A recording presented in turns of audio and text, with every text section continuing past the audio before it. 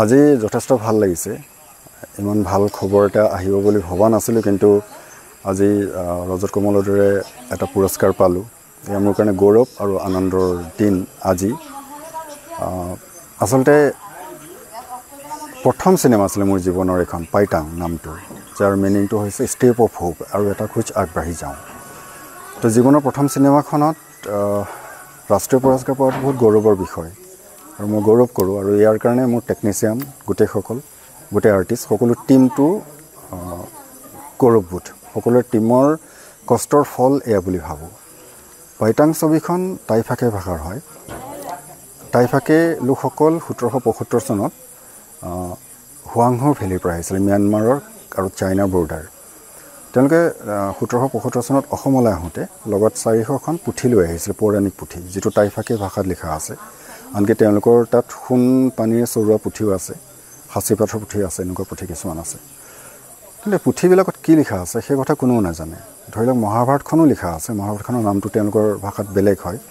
কিন্তু মহাভাৰতখনত আমাৰ যিটো মহাভাৰত পঢ়ি আছোঁ বা শুনি আছোঁ সেইটো আছেনে বেলেগ কিবা আছে সেই বস্তুবিলাক তেওঁলোকে ভালকৈ নাজানে কাৰণ কি তেওঁলোকৰ ভাষাটো চবেই ক'ব পাৰে গাঁওখনত কিন্তু পুথিত লিখা ভাষাটো একচুৱেলি টিউনৰ ওপৰত হয় এটা ৱৰ্ডে 20টালৈকে মিনিং ওলাই তাৰমানে টিউনটো বেলেগ বেলেগ কৰি থাকিলে তো কি টিউনত লিখিছিলে পুথিবিলাক সেই কথাটো কোনো গম নাপায়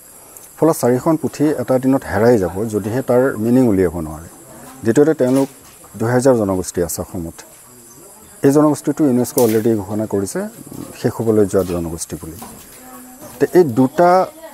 বিষয়ত তেওঁলোকৰ সংগ্ৰামখন চিনেমাখনত দেখুওৱা হৈছে